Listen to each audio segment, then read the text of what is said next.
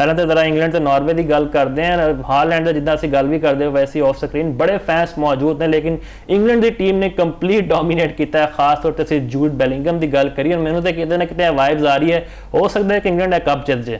हाँ जी बिल्कुल, लाजमी गल है कि वर्ल्ड कप है और वर्ल्ड कप जो शुरू होया सी ना मुफाज साहब, उदों ही इन्हें बड़ी जी ना हाइप क्रिएट अपना की सी। इस वक्त भी अगर दुनिया स्पोर्ट्स सब तो ज़्यादा जरा कुछ जिक्र हो रहा है, फिक्र हो रही है, तो गोलों की गलबात हो रही है, प्लेयरों की गलबात हो रही है, तो सिर्फ और सिर्फ फीफा वर्ल्ड कप है।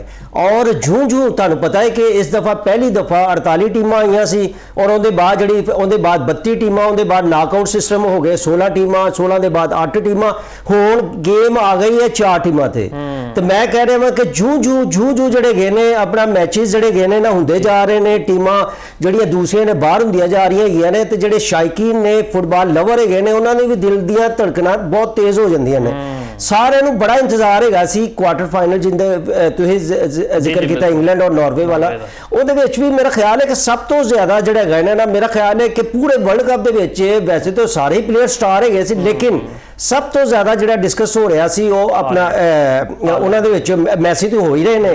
उहदे बाद जिहड़ा है ना हॉलैंड की जिहड़ी गलबात की जा रही सी, हॉलैंड ते बड़ियां उम्मीदां हैगियां सी, लेकिन मेरा ख्याल है इंग्लैंड की जी टीम हैगी है उन्होंने जी ना प्लैनिंग ऐसी हैगी सी, उन्होंने बिल्कुल जो ना हॉलैंड उन्होंने खुल के खेलने का मौका ही नहीं दिता है। और जिस तरीके नाल जो उन्होंने मौका मिले उन्होंने फिर जो गाना बेशक आखिरी जी बिल्कुल जी बिल्कुल, अगर एक्स्ट्रा ऑर्डिनरी हॉलैंड अगर खेल जाता तो मेरा ख्याल है कि उन्होंने टीम ने फतह हासिल कर लेनी सी, लेकिन जिस तरीके नाल उन्होंने टैकल कर लिया गया सी, उन्होंने जो खुल के खेलने का मौका भी नहीं सी मिलिया है।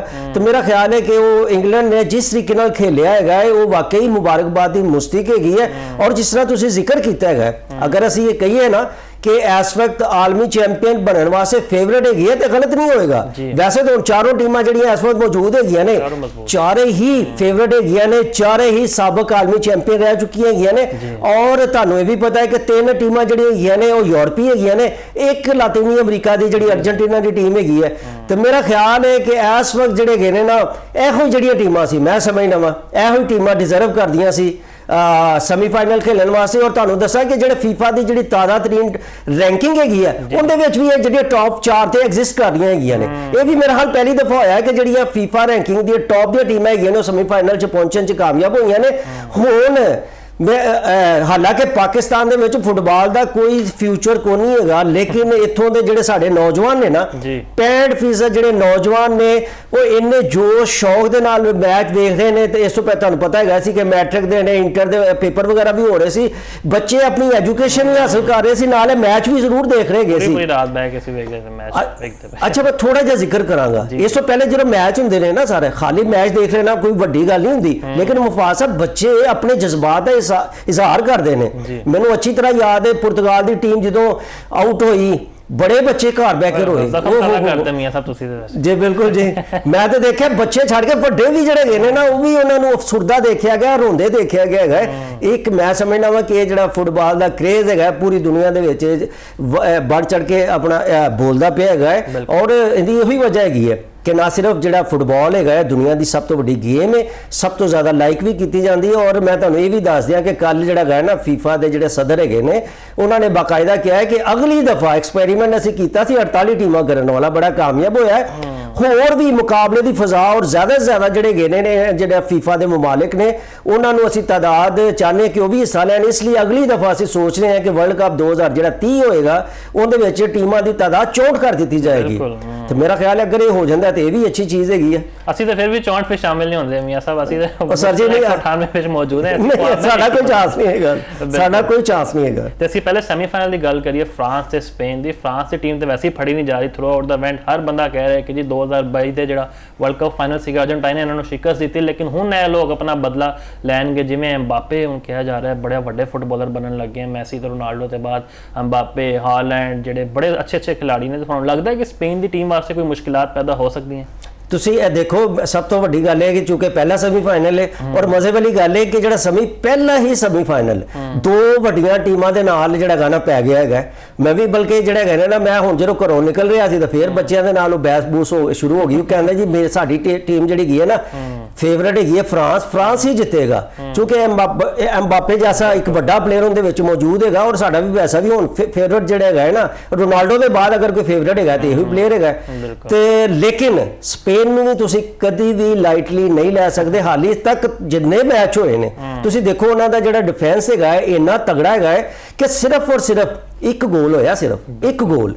ਤੁਸੀਂ ਇਹ ਦੇਖ ਲਓ ਕਿ ਉਹਨਾਂ ਦਾ ਜਿਹੜਾ ਅਟੈਕ ਹੈ ਉਹ ਬੜਾ ਹੈਵੀ ਹੁੰਦਾ ਹੈ, ਭਰਪੂਰ ਹੁੰਦਾ ਹੈ, ਲੇਕਿਨ ਉਹਨਾਂ ਦਾ ਜਿਹੜਾ ਦਿਫਾਅ ਹੈ ਉਸ ਤੋਂ ਵੀ ਜ਼ਿਆਦਾ ਜਿਹੜਾ ਹੈਗਾ ਔਰ ਸਭ ਤੋਂ ਜ਼ਿਆਦਾ ਉਹ ਜਿਹੜੀ ਗੇਮ ਹੈ ਨਾ ਭਰਪੂਰ ਜਿਹੜੀ ਉਹਨਾਂ ਦੀ ਪਲੈਨਿੰਗ ਨਜ਼ਰ ਆਉਂਦੀ ਹੈ। ਮੈਂ ਤੁਹਾਨੂੰ ਫਿਰ ਕਹਾਂਗਾ ਜਿਸ ਤਰੀਕੇ ਨਾਲ ਦੂਸਰੇ ਜਿਹੜੇ ਰੋਨਾਲਡੋ ਦਾ ਜ਼ਿਕਰ ਹੋ ਰਿਹਾ, ਮੈਸੀ ਦਾ ਜ਼ਿਕਰ ਹੋ ਰਿਹਾ, ਐਮਬਾਪੇ ਦਾ ਜ਼ਿਕਰ ਹੋ ਰਿਹਾ, ਸਪੇਨ ਦੇ ਪਲੇਅਰਾਂ ਦਾ ਇੰਨਾ ਜ਼ਿਆਦਾ ਜ਼ਿਕਰ ਨਹੀਂ ਹੋ ਰਿਹਾ ਜੀ, ਲੇਕਿਨ ਉਹਦੀ ਪਰਫਾਰਮੈਂਸ ਇੰਨੀ ਜ਼ਬਰਦਸਤ ਆ ਰਹੀ ਹੈ। ਮੈਂ ਤੁਹਾਨੂੰ ਪਹਿਲੇ ਦਿਨ ਤੋਂ ਕਹਿ ਰਿਹਾ ਹਾਂ, ਹੁਣ ਵੀ ਕਹਿ ਰਿਹਾ ਹਾਂ, ਸੈਮੀਫਾਈਨਲ ਸਪੇਨ ਜਿੱਤੇਗੀ, ਫਾਈਨਲ ਵੀ ਜਿਹੜੇ ਹੈਗਾ ਸਪੇਨ ਜਿੱਤੇਗੀ। ਔਰ ਮੇਰੀ ਜਿਹੜੀ ਅਸੈਸਮੈਂਟ ਫਿਰ ਉਹੀ ਹੈਗੀ ਹੈ ਕਿ ਜਿਹੜਾ ਫੀਫਾ ਵਰਲਡ ਕੱਪ ਦਾ ਨਵਾਂ ਚੈਂਪੀਅਨ ਹੋਏਗਾ ਉਹ ਸਪੇਨ ਹੋਏਗਾ। ਲੇਕਿਨ ਇਹ ਗੇਮ ਹੈਗੀ ਹੈ, ਇਹਦੇ ਵਿੱਚ ਅਸੈਸਮੈਂਟ ਅਸੀਂ ਅੰਦਾਜ਼ਾ ਤੇ ਲਾ ਸਕਦੇ ਹਾਂ, ਹਤਮੀ ਰਾਏ ਨਹੀਂ ਦੇ ਸਕਦੇ। ਹਤਮੀ ਰਾਏ ਉਹੀ ਹੋਏਗੀ ਕਿ ਜਦੋਂ ਮੈਚ ਹੋਏਗਾ ਦੋਨੋਂ ਟੀਮਾਂ ਮੈਦਾਨ ਦੇ ਵਿੱਚ ਆਉਣਗੀਆਂ।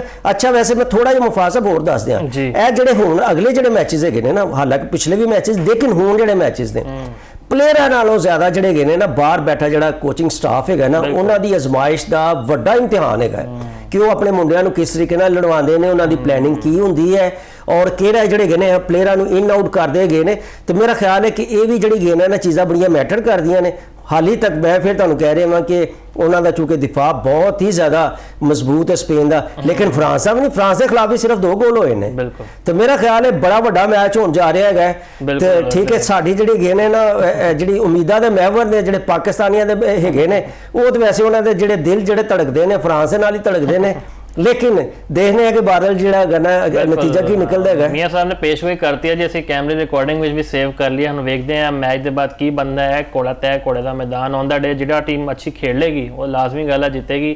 ਜ਼ਰਾ ਅਰਜਨਟਾਈਨ ਦੀ ਗੱਲ ਕਰਦੇ ਹਾਂ, ਅਗਲੇ ਇੰਗਲੈਂਡ ਦੇ ਨਾਲ ਉਹਨਾਂ ਦੀ ਹੁਣ ਬੜਾ ਇੱਕ ਵੱਡੀ ਅਜ਼ਮਾਇਸ਼ ਹੈਗੀ। ਜਿਵੇਂ ਜੂਡ ਬੈਲਿੰਗਮ ਦੀ ਗੱਲ ਕਰੀਏ ਜਾਂ ਹੈਰੀ ਕੇਨ ਦੀ, ਬੜੇ ਜ਼ਬਰਦਸਤ ਫਾਰਮ ਵਿੱਚ ਨੇ। ਤੇ ਉਹ ਕਿਹਾ ਜਾਂਦਾ ਸੀ ਨਾ ਮਾਜ਼ੀ ਵਿੱਚ ਕਿ ਯਾਰ ਜਾਣ ਬੂਝ ਕੇ ਫੇਵਰ ਦਿੱਤਾ ਜਾ ਰਿਹਾ ਅਰਜਨਟਾਈਨ ਨੂੰ। ਕਦੀ ਅਸੀਂ ਜਿਵੇਂ ਈਰਾਨ ਦੀ ਗੱਲ ਕਰਦੇ ਹਾਂ, 5-5 ਘੰਟੇ ਉਹਨਾਂ ਨੂੰ 에ਅਰਪੋਰਟ ਦਾ ਵੇਟ ਕਰਵਾਉਂਦਾ ਜਾ ਰਹੇ ਸੀ। ਫਿਰ ਜਿਹੜਾ ਇਜਿਪਟ ਦੇ ਨਾਲ ਹੋਈ, ਇੱਕ ਮੁਸਲਿਮ ਮੁਲਕ ਦੇ ਨਾਲ ਜਾਣਬੁੱਝ ਕੇ ਉਹਨਾਂ ਨੂੰ ਬਾਹਰ ਕੱਢਿਆ ਗਿਆ, ਸਭ ਨੇ ਵੇਖਿਆ। ਤੇ ਹੁਣ ਤੁਹਾਨੂੰ ਲੱਗਦਾ ਹੈ ਕਿ ਹੁਣ ਅਰਜਨਟਾਈਨ ਦੇ ਬੁਰੇ ਦਿਨ ਸ਼ੁਰੂ ਹੋ ਗਏ ਨੇ, ਉਹਨਾਂ ਨੂੰ ਐਕਸਟਰਾਆਰਡੀਨਰੀ ਖੇਡਣਾ ਪਏਗਾ, ਉਹ ਵੀ ਖਾਸ ਤੌਰ ਤੇ ਇੰਗਲੈਂਡ ਵਰਗੀ ਟੀਮ ਦੇ ਖਿਲਾਫ। ਮੁਫਾਜ਼ ਸਾਹਿਬ, ਜਦੋਂ ਵਰਲਡ ਕੱਪ ਸ਼ੁਰੂ ਹੋਇਆ ਸੀ ਨਾ, ਉਸ ਵਕਤ ਸਭ ਤੋਂ ਜ਼ਿਆਦਾ ਜਿਹੜੀ ਟੀਮ ਨੂੰ ਲਾਈਕ ਕੀਤਾ ਜਾ ਰਿਹਾ ਸੀ ਨਾ, ਉਹ ਅਰਜਨਟੀਨਾ ਸੀ, ਨੋ ਡਾਊਟ, ਕਿਉਂਕਿ ਆਲਮੀ ਚੈਂਪੀਅਨ ਵੀ ਹੈਗਾ ਔਰ ਫੇਵਰਟ ਵੀ ਹੈਗੀ ਸੀ ਔਰ ਸਭ ਤੋਂ ਜ਼ਿਆਦਾ ਇਹ ਟੀਮ ਨੂੰ ਪਜ਼ੀਰਾਈ ਮਿਲ ਰਹੀ ਹੈਗੀ ਸੀ।